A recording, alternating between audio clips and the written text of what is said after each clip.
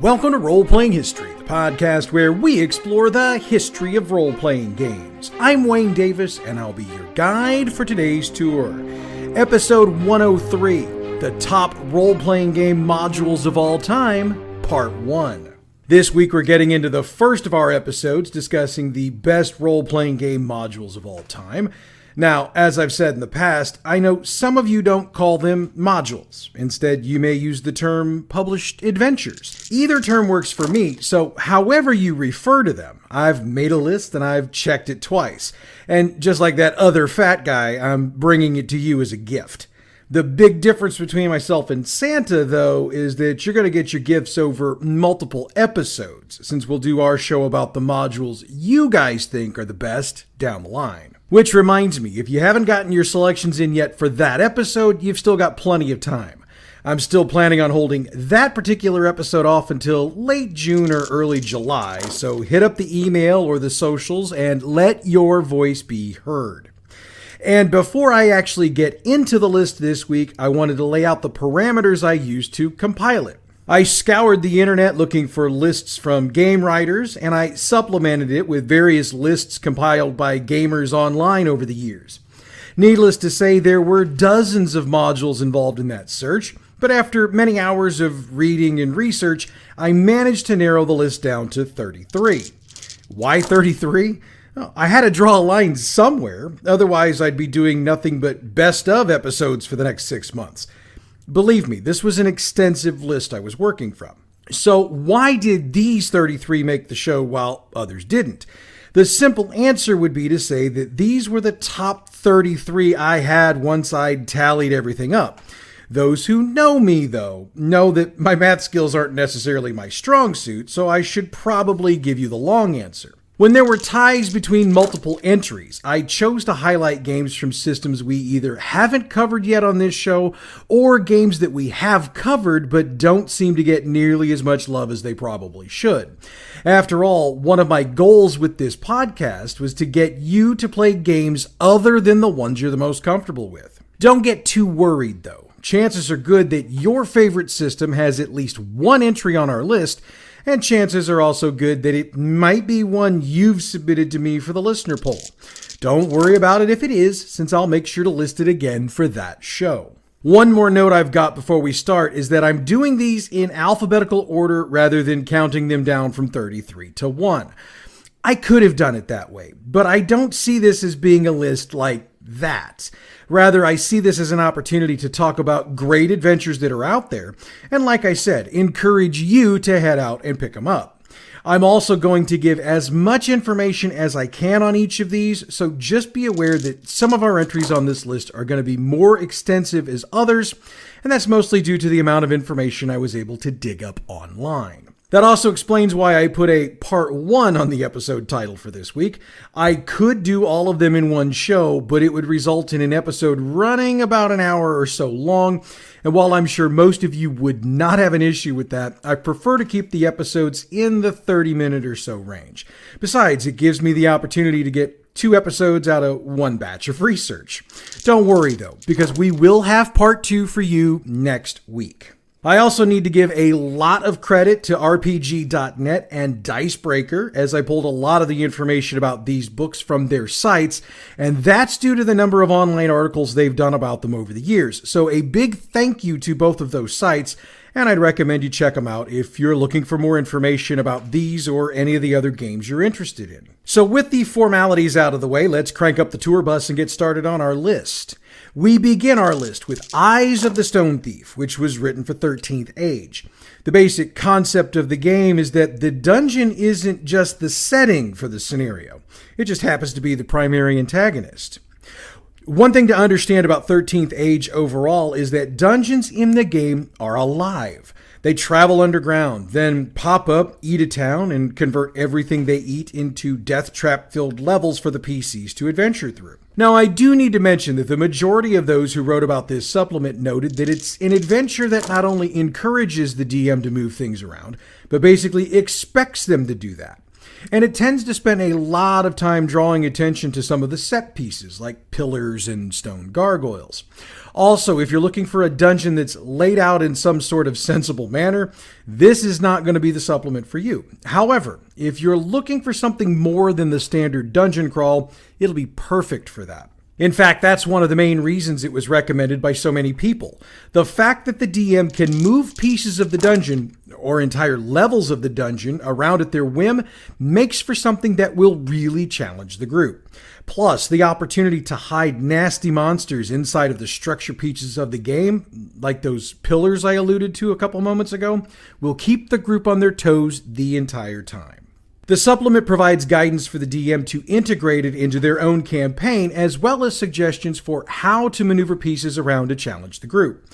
It's suggested that your 13th age characters be levels 4 to 8 when playing it, but most writers agreed that if worked properly, it would work for characters as high as 10th level. The next 4 books on our list are all adventures for Call of Cthulhu, which should say a lot about how much that game is loved. After all, it was number 1 on the 50 best role-playing games of all time poll we did a couple months back. Beyond the Mountains of Madness is up first. It's a 5th edition adventure, and it's been noted in more than one place that it has not been updated to 7th edition. However, after having been out of print for many years, it did get itself a new printing in 2021. The layout was changed a bit, but otherwise it was unchanged from its original 1999 release. For those not in the know, Beyond the Mountains of Madness is a direct sequel to the short story At the Mountains of Madness. That story saw the group from Miskatonic University discover proof about ancient alien life. This adventure takes up a new campaign bent on finishing what the previous campaign started and finding the truth about what happened to that first group. I'd go out on a limb here and bet they all went insane and died, but maybe I've played just a wee bit too much Cthulhu over the years. The book spends a lot of its pages providing a ton of useful information about Antarctica, top among those being rules for expeditions, plus details on 1920s era equipment, since most of us wouldn't necessarily be aware of what the stuff is or what it does. Now, if you pick up a copy expecting one full-length campaign, you will be disappointed. What it is a very large adventure broken up into 19 different chapters. Then again, considering the life expectancy of characters in Call of Cthulhu, I suppose you could call that a full-length campaign. Anyway, according to several writers, if you attempt the entire book, expect to take upwards of 30 game sessions to get through everything in it, and that's with the actual adventures only taking up about half the space in the book. I kept reading words like unique, unprecedented, and jaw-gaping, also immersive and engrossing when I was looking through the reviews. And Rick Meintz, who was the president of Chaosium when the re-release happened, noted that it was reprinted specifically because fans of the system wanted it, and they wanted a hard copy for themselves, and they didn't want to pay the high price collectors wanted for it. Okay, but how does it play? Glad you asked. To an individual, everyone I read said that the game runs smoothly and seamlessly. In fact, multiple writers noted that it's so well written and arranged that several of the chapters seem to just fly by. And yes, it has all of the horror you would expect from a Call of Cthulhu product, as well as the pacing you'd expect from the genre as a whole. The only negative I saw, and it's a minor one, is that it's unchanged from the original, which means everything is statted out for 5th edition. That being said, a couple of writers noted that updating everything for 7th edition isn't really that hard to do, but it just takes a bit of time. It was also noted that the GM would need to make sure they've thoroughly read the material before running it, and make sure they have copious notes prepped in order to deal with questions from the players as they roll through the adventure. And frankly, if those are the only negatives about the supplement, I'd say it's a must-have for Call of Cthulhu players out there. As I mentioned, it's available in hardcover as we speak, though you might need to check out the Chaosium website to get one, unless your local game shop is just that extensive in their selection. For the record, that website is chaosium.com, that's chaosium.com. Next up is another Cthulhu classic, Horror on the Orient Express.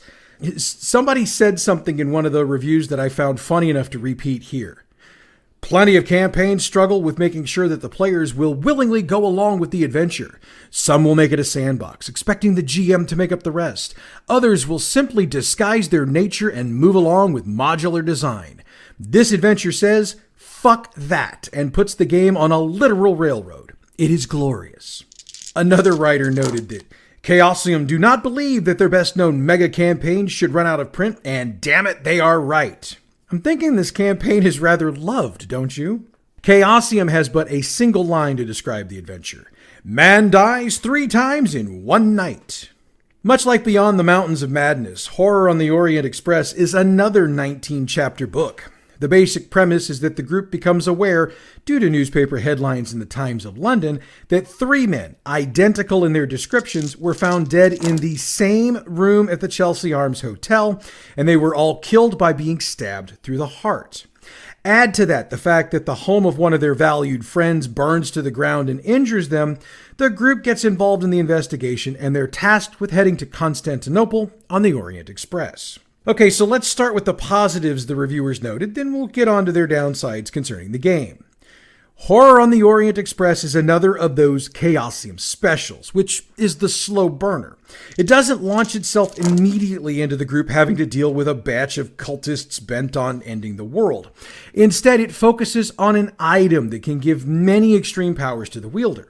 It also makes itself very personal to the player, and those touches led to Chaosium noting that the fatality rate for the game is 70%, and that's death and insanity combined. The adventures were noted for being linear in nature, as well as very balanced, and that's despite the fact that the chapters are quite varied.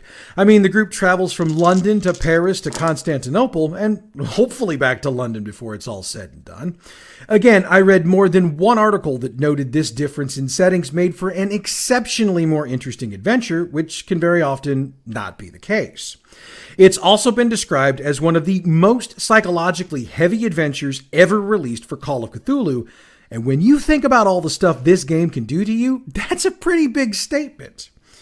Okay, so with the positives come the negatives. One reviewer noted that the suggestion for how to include the adventures in this product within your overall campaign are pretty weak.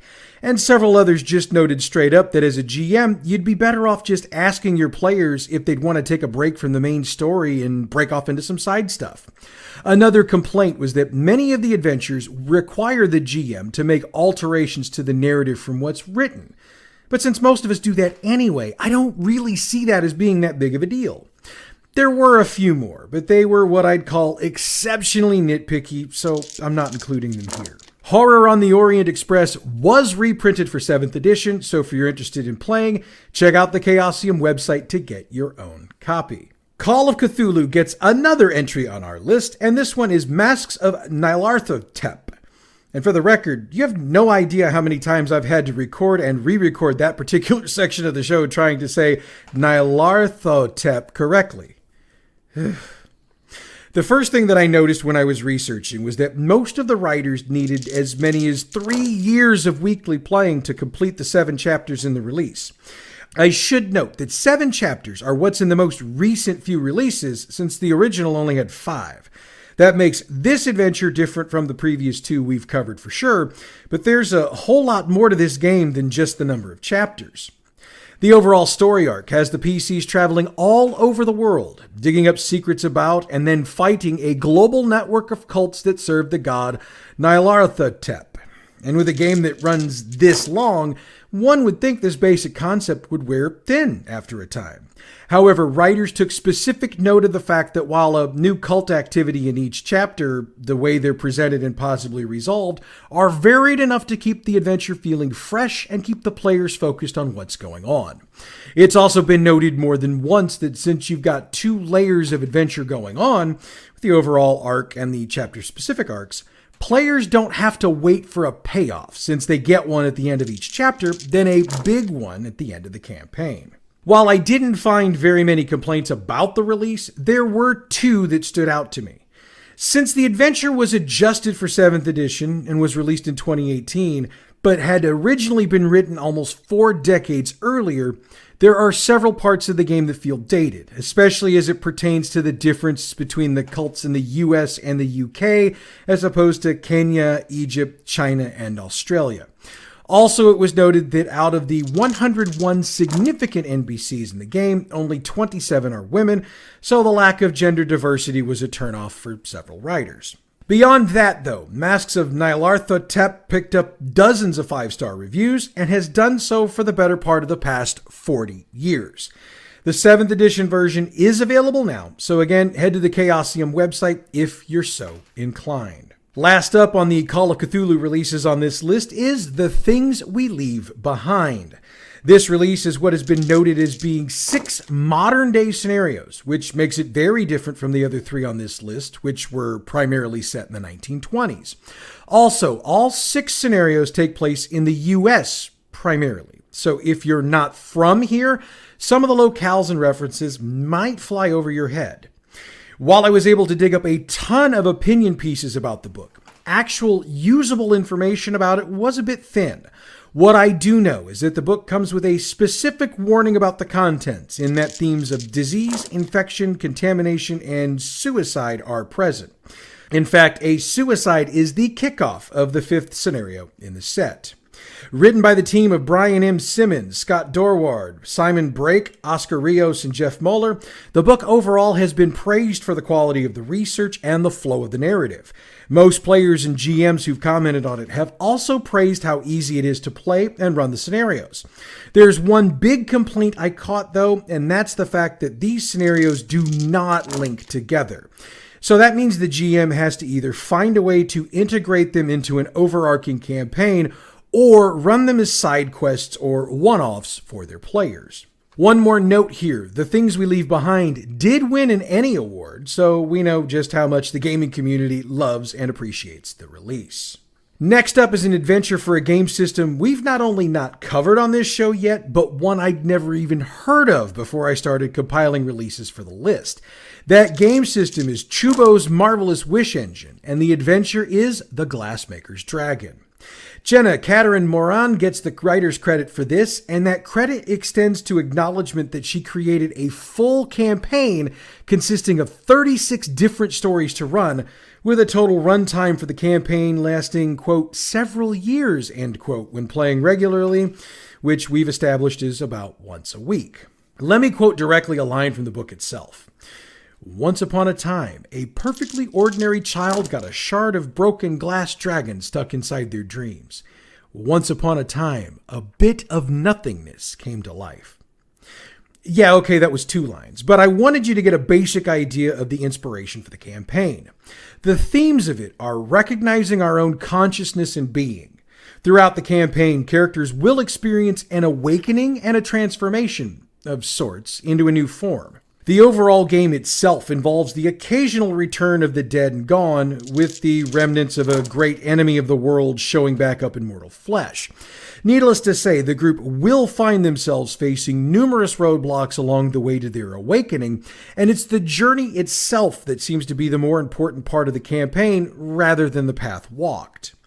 The game didn't have a lot of online reviews, but it did show up on a dozen or so lists of the top modules campaigns of all time, so while I don't have publisher information for it, I included it in this countdown. My suggestion to you, if you're interested in playing, would be to check with your local game shop to see if it's available, and you'll need the core book for Chubo's Marvelous Wish-Granting Engine as well as the campaign book. If they can't get it for you, DriveThruRPG.com is always a good spot to check out. With our next entry on the list, we head into more familiar territory for me, especially if you caught the first season of Bad GM's campaign build-along. This entry is for the Deadlands Reloaded system, and the module is The Flood. Now, before I get into the module itself, I do need to note that the Deadlands Reloaded system is the D20 version of the game, and it was released in 2006 to take advantage of the then new Savage Worlds system that Pinnacle Games had created. It's not my favorite system for this game, but I'm not going to argue with those who prefer it over the classic version. The idea behind the adventure is this. In 1868, the Great Quake shook the country and dumped most of the state of California into the sea. Now, we know that through our history of the setting is laid out in every version of the game ever published. The flood takes place entirely in the areas of California that still exist, which means that players will set foot in the city of Los Angeles at some point, as well as Shanfan and other locales. The Flood was also the first part of a plot point series called the Servitor Reckoner campaigns, which were each intended to be independent scenarios pitting the PCs against one of the four horsemen of the apocalypse, each of whom are detailed in the core rules. By the way, the horseman in the Flood is the Reverend Grimm, who leads a cult of cannibals in the city of Los Angeles. Spoiler alert, he's got his flock believing he's a man of God because he once was, and the cannibalism is something that a great many of his flock have absolutely no clue about. The book has multiple different sections, with the first being devoted to the PCs, with new equipment, edges, and other material that will help the players set their characters up to play in this section of the country. Section 2 is an exceptionally well-detailed breakdown of California itself, and while some of the material will be familiar to players who've read the core rules, a ton of new details are included. Again, with the idea of fleshing out the state as much as possible to add more realism and life to the state. The Flood campaign itself takes up a decent chunk of the book, and it's the next section. I'm not going to spoil it for those who might be interested in playing it, but needless to say, the group will be doing a lot of running around the state to figure out exactly what the hell is going on, and it culminates with the showdown with the good Reverend, who's obviously not nearly as good as his flock thinks he is. After that, the book has about 20 of what are called Savage Tales. These are a combination of short encounters and mini plots that can be sprinkled into the main campaign to add more spice to that gumbo that already has a decent amount of spice in it. Finally, the book has a section devoted to all of the new monsters presented in the campaign, as well as all of the major NPCs and a decent amount of the minor ones as well. Overall, The Flood has been highly praised by writers and players alike, with the only negative I could find being that the early part of the campaign felt a bit too railroady for them. Most of the writers, though, noted that they'd been able to work around that and alter it to better suit their group. So again, if that's the only complaint out there, I'd say it's well worth the play. Of course, you'll need the Savage Worlds core rules as well as the Deadlands specific book in order to play, so laying out that much cash might be a negative to some. All three of these books are in print and should be available at your local game shop. If they're not, you can always check out the Pinnacle Entertainment website, which is peginc.com. Next up on the list is another game I'd not heard of before I started researching for this list, Delta Green. The campaign itself is called A Night at the Opera, and it's written by Dennis Detweiler, Shane Ivey, and Greg Stolze. Published by Arc Dream Publishing, it was released in October of 2018. The very first thing I noted in my research was that virtually everyone who commented on this campaign loved it. I mean, damn near everybody, which immediately drew my attention since that doesn't happen very often. Now, for those who don't know what Delta Green is, like me before I did the research, it's built on many of the same premises as Call of Cthulhu, though the major difference is that all of the settings are modern-day America. I mean, there are a couple of short exceptions to this due to certain plot points that need to be resolved, but overall I'd estimate that 98% of it is based in the US. Now, don't let the name of the game system fool you. These aren't Apache helicopter-riding soldiers versus the followers of Cthulhu games. That being said, the players do play agents working against the various forces of evil, and the game plays with that same level of horror that Cthulhu does. A Night at the Opera is split into 6 different scenarios, known as Nights at the Opera by most of the agents involved. Each one pits the agents against a supernatural threat, such as horrors responsible for gruesome deaths, horrors from experience into the nature of reality, and supernatural viruses threatening to infect the country. Critics noted that the book is very well produced, and most gave shout-outs to the art department as well, noting that the artwork of this release worked well with the artwork in the core rulebook. It was also noted that other than an occasional dip in inspiration and the occasional use of content from other books, the game plays exceptionally well and is virtually guaranteed to keep your group engaged for many sessions to come. Delta Green, A Night at the Opera, might be available at your local game shop, depending on the amount of space they devote to tabletop role-playing games. If it's not, check out the Arc Dream website, acrdream.com. Another game I'd not heard about before doing this show, and I'm starting to sense a pattern here, is Degenesis Rebirth. The supplement noted by critics online is called Jahamed's Will. Published by Six More Vodka, it's a medieval fantasy campaign in 3 massive parts. But before I get more into the supplement itself, I feel a bit of an obligation to note that Degenesis is a game with exceptionally mature themes as parts of their campaigns, so I wouldn't recommend you run this for your kids, unless you're cool with that for your kids. I mean, who the hell am I to tell you how to raise your kids? There are 3 books in Jahamed's Will: In Thy Blood, The Killing Game, and Black Atlantic. Obviously, each book takes place in a different part of the world: the Italian analog of Purgare, the French analog Franca, and Northern Franca, which is the area around the English Channel. Overall, the game plays like a medieval one, with the group working towards overcoming those who would seek to do harm in the world. I realize that sounds a bit vague, but another thing I noted in my research was that nobody seemed to want to get into specifics due to, well, spoilers. What they would say is that the end of Black Atlantic would change the nature of power in the world. Again, writers pointed out the writing in the book, noting it was easy to follow and to run the group through with a minimal amount of prep work needed.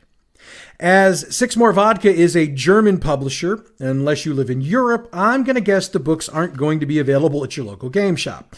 So check out the website, sixmorevodka.com, to pick up your copy. Next up, we've got 2 Dungeons & Dragons releases, and I have to admit, I'm a bit surprised there are only 2 on this list. We'll see if that changes when we do the episodes about your favorites.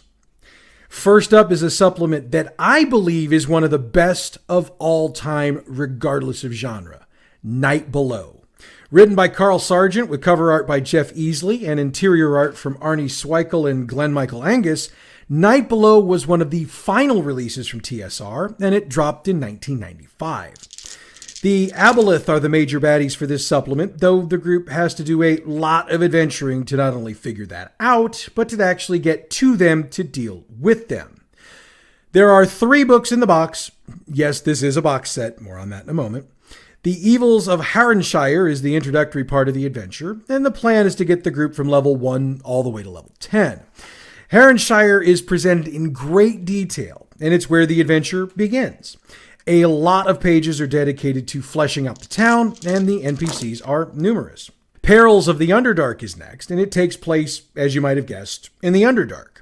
What makes this part of the adventure different from the usual AD&D adventures of the time is that it's focused more on the roleplay, intrigue, and diplomacy. Now, combat is possible, but typically only as a last resort.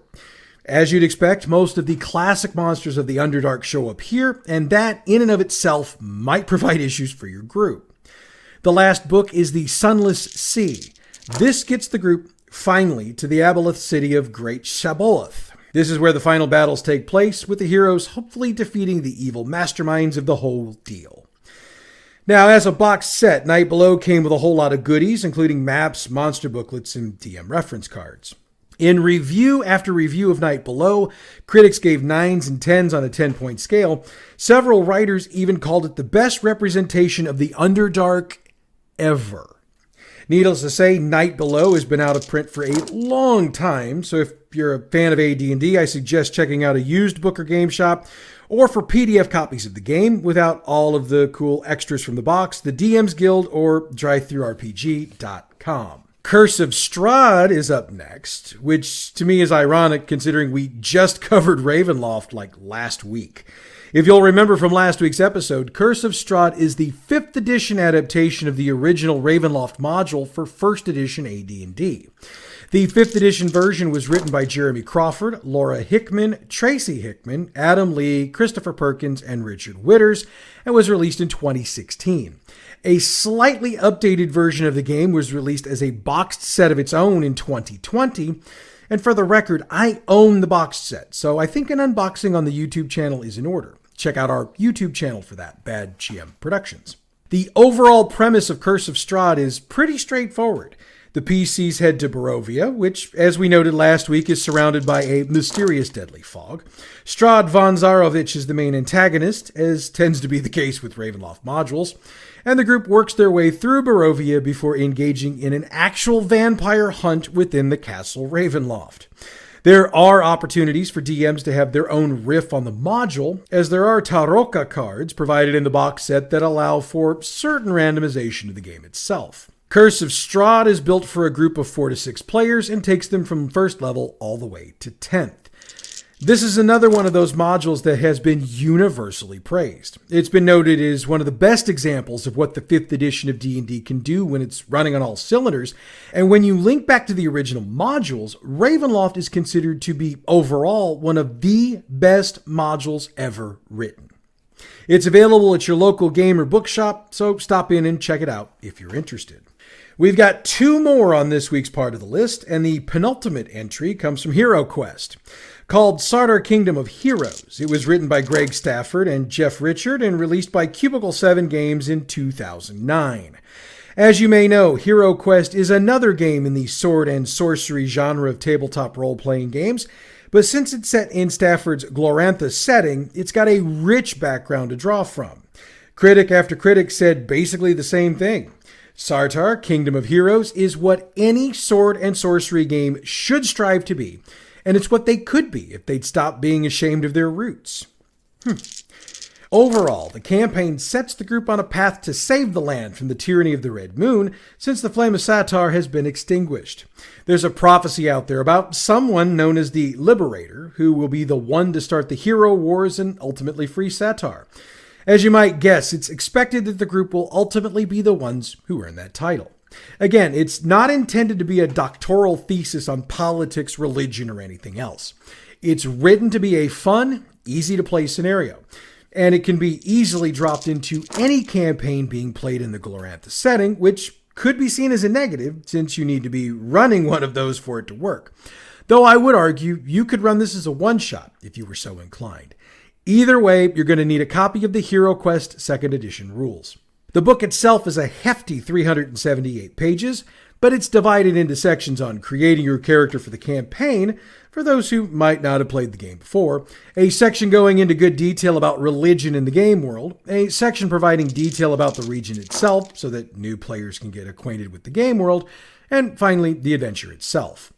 Reviews of the book were overwhelmingly positive, and it earned itself between 9 and 10 stars on nearly every one of them. Satar, Kingdom of Heroes is out of print, so you'll either need to hit up a used game shop or check out the Noble Knights Games website, since they got ownership of the line now. That's nobleknight.com. Last up on our list today is an entry for King Arthur's Pendragon, and it's going to be the shortest entry on today's list. Sorry about that. Written by Greg Stafford and published by Chaosium in 1985, the Pendragon campaign was the first product released for the then-new King Arthur's Pendragon game. It was republished in 2018 in PDF form and had previously been revised completely in 1991 and released as The Boy King, with a second release under the same title in 1997. It had also been revised again and released as the Great Pendragon Campaign in 2006. So what's the Pendragon Campaign all about? Well, first things first, you need to understand the scope of King Arthur's Pendragon, and we've covered it in a previous episode in the archives, so head back and check that one out if you need a refresher. For those who want the quick and dirty, Pendragon is considered to be the ultimate swords and chivalry tabletop role-playing game, and it's set in King Arthur's Britain. The Pendragon campaign spans 80 years and covers a variety of battles, diplomatic situations, and of course, plenty of time for that chivalrous courting the game is known for. The book itself is rather hefty and contains a ton of detail about King Arthur's Britain not covered in the core book. Additionally, there's more details about the major characters in the Pendragon setting and a much expanded timeline of the world. It won the H.G. Wells Award for Best Role-Playing Supplement of 1985. There was a quote I read during my research that best sums up the opinions of the critics concerning this game, and I wish I'd found an actual source named for it. This is the best that pre-written material has ever been. If you're looking for your PDF copy, you've got options, though I'd start with the Chaosium website at chaosium.com. So with that, we've come to the end of today's episode. Next week, we'll pick up where we left off and finish our list. Before I get to the close of the show, I wanted to take a moment and note that this Sunday, May 28th, marks the 2-year anniversary of Roleplaying History. Now, there are those who might wonder why I didn't do a special episode to mark it, since I did one last year for the first anniversary. My reasoning for that is we just did one for the 100th episode, and I believe that bringing this list of the best modules of all time is a much better anniversary present than another special episode. That being said, thanks again for helping us get to another milestone, and we'll celebrate again when we hit the 3rd anniversary next May. While you wait for next week's episode, check out our other podcast, Bad GM's Campaign Build Along. This week, we keep chugging along through the second act of our campaign, and we'll start to dig into who exactly was responsible for the ambush on our group last time out. Bad GM's Campaign Build Along is available wherever you get your podcasts or on our website, badgmproductions.net. The music we use for this show comes from pixabay.com. Check them out for all your license-free, royalty-free music needs. Role-Playing History is a production of Bad GM Productions. Check us out on Facebook at facebook.com/gaming/badgmprod, on Twitter at badgmp, YouTube and Tumblr, Bad GM Productions. You can email us, badgmproductions@gmail.com, and online the website is badgmproductions.net. Next week, we wrap up the critic and writers list of the best gaming modules of all time. Will your favorite make the list? Check us out and find out. That's next week, though. Until then, I'm Wayne Davis in your Role-Playing History.